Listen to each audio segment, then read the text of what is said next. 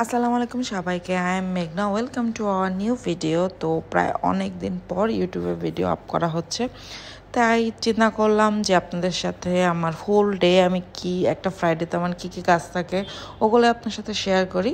তো ফার্স্টেই আমি আর আমার শাশুড়ি মা চলে গেছিলাম মতিঝিল হলিডে মার্কেটে ব্যাগের দোকানে। দেখতে পাচ্ছি এখানে অনেক সুন্দর সুন্দর ব্যাগ এবং খুব কম প্রাইসেই ব্যাগগুলা ম্যাক্সিমাম 500 থেকে 1000-এর মধ্যেই ছিল।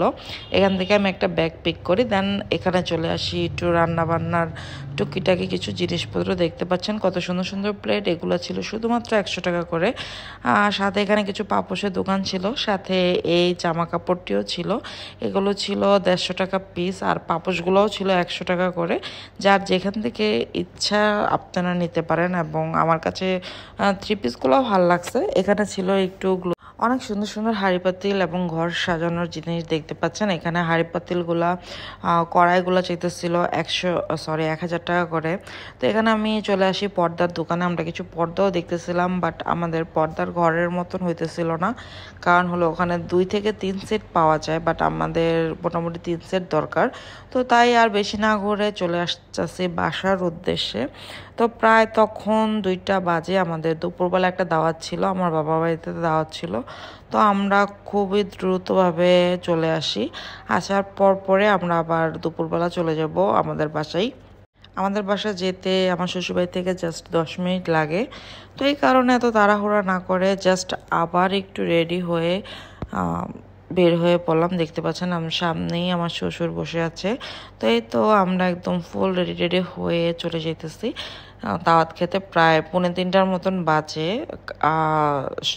এই সিজনে কাঁঠালের সিজন দেখে আমার শ্বশুর একটা কাঁঠাল সাথে কিছু আমও নিয়ে নিছে। তো এই তো আমি আমাদের বাসায় ফ্লোরে বসেছিলাম, দেখতেছিলাম। প্রায় 3:45-টার মতন বাজে। তো খাবারের অপেক্ষাও করতেছিলাম। এই মুহূর্তে উনিও বসে বসে মোবাইল দেখতেছিল। তো আমিও খাবারটা শেষ করে ফেলি। ওনারা আগেই খাবার খাওয়া শেষ করে ফেলছে, আমার একটু লেট হয়েছে, কারণ হইতেছে আমি একটু আসার পরপরই রেস্ট নিতেছিলাম। তো এই তো পাশে আমার বোন কাপড়গুলো রেখে বসতেছিল। তো এই তো আমাদের বাড়ির ভিউটা মাশাআল্লাহ অনেক সুন্দর ছিল এই জায়গাটা। এর সামনের দিক দিয়েও সুন্দর জায়গাটা। তো আমি এখান থেকে বারান্দা থেকে একটু ফুটেজ নিতেছিলাম। দেন আমি বাসায় চলে আসি। বাসায় চলে আসার পর আমার একটা ছোট্ট ক্যাফে আছে, যেটা কিনা পাইটিতেই আনলাইট ক্যাফে। ওখানে কিছুক্ষণ সময় দিই, কারণ ফ্রাইডে ছিল, ওখানে সময় না দিলে তো ফ্রাইডের দিনই তো বেশি একটু ক্রাউড হয়। তো ওখান থেকে আবার আমাদের রাতে আমার হাজব্যান্ডের ফ্রেন্ডের বাসা দাওয়াত ছিল।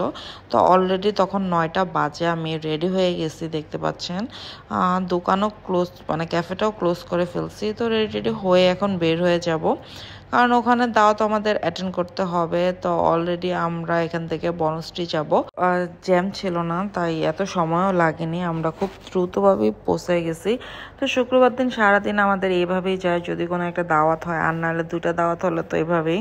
আজকের দিনটা আমার খুবই ট্রাভেল গেছে, বাট সারাদিন শেষে কিছু ফ্রেন্ডদের সাথে আড্ডা দিয়েও খুব ভালো লাগতেছিল।